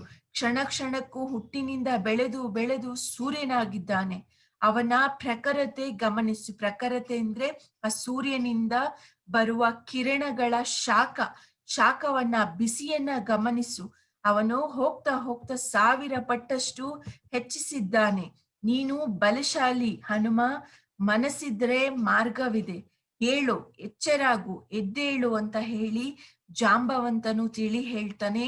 ಆಗ ಜಾಂಬವಂತ ಅಂಗದನ ಒಂದು ಉತ್ಸಾಹದ ಮಾತುಗಳಿಂದ ಹನುಮನಲ್ಲಿ ಆತ್ಮವಿಶ್ವಾಸ ಅಂತಕ್ಕಂಥದ್ದು ಮೂಡುತ್ತೆ. ಆಗ ಹನುಮ ಹೇಳ್ತಾನೆ ನೋಡಿ. ಆಗ ಹನುಮಂತನು, ಹೌದು ಹೌದು, ಕರ್ತವ್ಯಕ್ಕೆ ನನ್ನನ್ನು ಎಚ್ಚರಿಸಿದಿರಿ, ಧನ್ಯವಾದ ಎಂದು ಎದ್ದು ನಿಂತನು. ಆಗ ಹನುಮನು, ಹೌದು ಹೌದು, ನನ್ನಲ್ಲಿ ಶಕ್ತಿ ಇದೆ, ನನ್ನ ಕರ್ತವ್ಯ ಏನು ಅನ್ನೋದನ್ನ ನೀವು ನನಗೆ ತಿಳಿಸಿದ್ದೀರಾ, ನಿಮ್ಮೆಲ್ಲರಿಗೂ ಧನ್ಯವಾದ ಅಂತ ಹೇಳಿ ಹನುಮನು ಹೇಳ್ತಾನೆ. ಎದ್ದು ನಿಂತ್ಕೊಳ್ತಾನೆ. ಆಗ ನೋಡಿ, ಶ್ರೀರಾಮನನ್ನು ನೆನಪಿಸಿಕೊಂಡನು. ವಾನರ ನಾಯಕರನ್ನು ವಂದಿಸಿದ. ತನ್ನ ಮನಸ್ಸಿನಲ್ಲಿ ಆ ಪ್ರಭು ಹನುಮನ ಒಂದು ಪರಮ ಆರಾಧ್ಯ ದೈವ ಯಾರು ಅಂದ್ರೆ ಶ್ರೀರಾಮ. ನಮ್ಮೆಲ್ಲರಿಗೂ ಗೊತ್ತು ಆಂಜನೇಯನಿಗೆ ಶ್ರೀರಾಮನ ಮೇಲೆ ಎಷ್ಟು ಭಕ್ತಿ ಇತ್ತು ಅಂತ. ಆ ಶ್ರೀರಾಮನನ್ನ ನೆನಪಿಸಿಕೊಳ್ತಾನೆ. ವಾನರ ನಾಯಕರಾದಂತಹ ಅಂಗದ ಮತ್ತು ಜಾಂಬವಂತರಿಗೆ ನಮಸ್ಕಾರಗಳನ್ನ ಮಾಡಿ, ನನ್ನಲ್ಲೂ ಶಕ್ತಿ ಇದೆ ಎಂದು ವಿಶ್ವಾಸದಿಂದ ಮನಸ್ಸಿನಲ್ಲಿ ಹೇಳಿಕೊಂಡನು. ಆಗ ಮನಸ್ಸಿನಲ್ಲಿ, ನನ್ನಲ್ಲೂ ಈ ಸಮುದ್ರವನ್ನ ದಾಟುವಷ್ಟು ಶಕ್ತಿ ನನ್ನಲ್ಲಿ ಇದೆ ಅಂತ ಹೇಳಿ ಮನಸ್ಸಿನಲ್ಲಿ ವಿಶ್ವಾಸದಿಂದ ದೃಢವಾಗಿ ಅನ್ಕೊಳ್ತಾನೆ. ನೋಡುವಷ್ಟರಲ್ಲಿ ತ್ರಿವಿಕ್ರಮನಾಗಿ ಬೆಳೆದ. ಅವನ ಬಾಲ ಬೆಟ್ಟದಂತೆ ಹಬ್ಬಿತು. ಅದರ ಮೇಲೆ ಕುಳಿತು ಆ ಮಹಾಸಾಗರ ನೋಡಿದ. ನೋಡುತ್ತಿರುವ ಹಾಗೆ ಹನುಮನು ತ್ರಿವಿಕ್ರಮನಾಗಿ ಬೆಳಿತಾನೆ. ಅಂದ್ರೆ ಆಂಜನೇಯನಿಗೆ ದೇವರಿಂದ ಒಂದು ವರ ಇರುತ್ತೆ. ಅವನ ದೇಹವನ್ನ ವಿಶಾಲಗೊಳಿಸ್ಕೊಳ್ಳುವಂತಹ, ದೊಡ್ಡದು ಮಾಡಿಕೊಳ್ಳುವಂತಹ ಒಂದು ವರ ಅವನಲ್ಲಿ ಇರುತ್ತೆ. ಸೊ ಹಾಗಾಗಿ ಹನುಮನು ನೋಡ್ತಾನೆ ತ್ರಿವಿಕ್ರಮನಾಗಿ, ಅಂದ್ರೆ ಅತಿ ಎತ್ತರದ ಒಂದು ದೇಹವನ್ನ ಹೊಂದಿ ಬೆಳಿತಾನೆ. ಅವನ ಬಾಲ ಅಂತೂ ದೊಡ್ಡ ಬೆಟ್ಟದಂತೆ ಹಬ್ಕೊಳ್ಳುತ್ತೆ. ಆ ಬಾಲ ಅದರ ಬೆಟ್ಟದ ಮೇಲೆ ಹೀಗೆ ಸುತ್ತುಕೊಂಡು, ಅದರ ಮೇಲೆ ಹನುಮನು ಕುಳಿತುಕೊಂಡು ಆ ಮಹಾಸಾಗರವನ್ನ ನೋಡ್ತಾನೆ. ಆಗ ಸಮುದ್ರ, ಅಷ್ಟು ತ್ರಿವಿಕ್ರಮನಾಗಿ ಬೆಳೆದ ಹನುಮನಿಗೆ ಆ ಸಮುದ್ರ ಒಂದು ಪುಟ್ಟ ಸರೋವರದಂತೆ, ಅಂದ್ರೆ ಒಂದು ಚಿಕ್ಕ ಸರೋವರದಂತೆ ಕಾಣಿಸುತ್ತೆ. ಅದರಲ್ಲೊಂದು ಲಂಕೆ ಚಿಕ್ಕ ನಡುಗಡ್ಡೆ. ಅದರಲ್ಲಿ ಇರುವಂತಹ ಒಂದು ಲಂಕೆ ಚಿಕ್ಕ ನಡುಗಡ್ಡೆ ಅಂತ ಹೇಳಿದ್ರೆ ಸುತ್ತಲೂ ನೀರು ತುಂಬಿಕೊಂಡಿರುವಂತಹ ಒಂದು ಭೂಪ್ರದೇಶ, ಎತ್ತರವಾಗಿರೋ ಪ್ರದೇಶ, ಅದರ ಸುತ್ತ ನೀರು ತುಂಬಿಕೊಂಡಿರುತ್ತೆ. ಆ ಲಂಕೆ ಒಂದು ಚಿಕ್ಕ ನಡುಗಡ್ಡೆಯಂತೆ ಕಾಣಿಸುತ್ತೆ. ಹನುಮನಿಗೆ, ತ್ರಿವಿಕ್ರಮನಾಗಿ ಬೆಳೆದ ಹನುಮನಿಗೆ ಲಂಕೆ ಒಂದು ಪುಟ್ಟ ನಡುಗಡ್ಡೆಯಂತೆ ಹಾಗೂ ಆ ಮಹಾಸಾಗರ ಒಂದು ಪುಟ್ಟ ಸರೋವರದಂತೆ ಕಾಣಿಸುತ್ತೆ. ಸುತ್ತಲೂ ದಟ್ಟ ಕಾಡು. ಆ ಅರಣ್ಯದಲ್ಲಿ ರಾಕ್ಷಸಿಯರ ನಡುವೆ ತಾಯಿ ಸೀತಾದೇವಿಯನ್ನು ನೋಡಿದ. ರಾವಣನು ಸೀತಾಮಾತೆಯನ್ನ ಲಂಕೆಯಲ್ಲಿ ಕರೆದುಕೊಂಡು ಹೋಗಿ ಅಶೋಕವನ ಎಂಬತಕ್ಕಂತಹ ಒಂದು ಉದ್ಯಾನವನದಲ್ಲಿ ಸೀತಾಮಾತೆಯನ್ನ ಬಂಧಿಸಿರ್ತಾನೆ. ಆ ಸೀತಾಮಾತೆಯನ್ನ ನೋಡ್ಕೊಳ್ಳಿಕ್ಕೆ ಸುತ್ತ ರಾಕ್ಷಸಿಯರನ್ನ ಕಾವಲು ಇರಿಸಿರ್ತಾನೆ. ಆಗ ನೋಡ್ತಾಳೆ, ಒಂದು ದಟ್ಟವಾದಂತಹ ಕಾಡು. ಆ ಕಾಡಿನ ನಡುವೆ ಸೀತಾಮಾತೆಯನ್ನ ನೋಡ್ತಾನೆ. ತಕ್ಷಣ ಹೋ ಎಂದು ಕೂಗಿದ. ಅಮ್ಮ, ನಾನು ಬಂದೆ ಎಂದು ಸಾಗರ ಉಲ್ಲಂಘನೆಗಾಗಿ ಜಿಗಿದ. ಆಗ ತಕ್ಷಣ ಹೋ ಅಂತ ಕೂಗ್ತಾನೆ. ಅಮ್ಮ ನಾನು ಬಂದೆ ಅಂತ ಹೇಳಿ ಸಮುದ್ರವನ್ನ ಜಿಗೀಲಿಕ್ಕೆ ಅವನು ಜಿಗಿತಾನೆ. ಅನಂತರ ಇದನ್ನು ಕಂಡು ಅಂಗದ ಜಾಂಬವರು ಜೈ ಶ್ರೀರಾಮ್ ಎಂದರು. ಜೈ ಹನುಮಾನ್ ಎಂದು ಜೈಕಾರ ಹಾಕಿದರು. ಆ ಎಲ್ಲ ವಾನರ ನಾಯಕರು ಹನುಮನಿಗೆ ಕೊಟ್ಟ ಉತ್ತೇಜನದಿಂದ, ಪ್ರೋತ್ಸಾಹದಿಂದ ಅವನಲ್ಲಿನ ಒಂದು ಶಕ್ತಿ, ಸಾಮರ್ಥ್ಯ, ಆತ್ಮವಿಶ್ವಾಸದ ಬಗ್ಗೆ ಅವನಲ್ಲಿ ನಂಬಿಕೆ ಬಂದಿತು. ಆಗ ಹನುಮಂತನು ಅಮ್ಮ ನಾನು ಬಂದೆ ಅಂತ ಹೇಳಿ ಸಮುದ್ರವನ್ನ ಜಿಗೀಲಿಕ್ಕೆ ಮುಂದಾಗ್ತಾನೆ. ಆಗ ಅಲ್ಲಿದ್ದಂತಹ ಅಂಗದ ಜಾಂಬವಂತರು ಹಾಗೂ ಇತರ ಕಪಿವೀರರೆಲ್ಲರೂ ಜೈ ಶ್ರೀರಾಮ್ ಜೈ ಹನುಮಾನ್ ಅಂತ ಹೇಳಿ ಜೈಕಾರವನ್ನ ಹಾಕ್ತಾರೆ.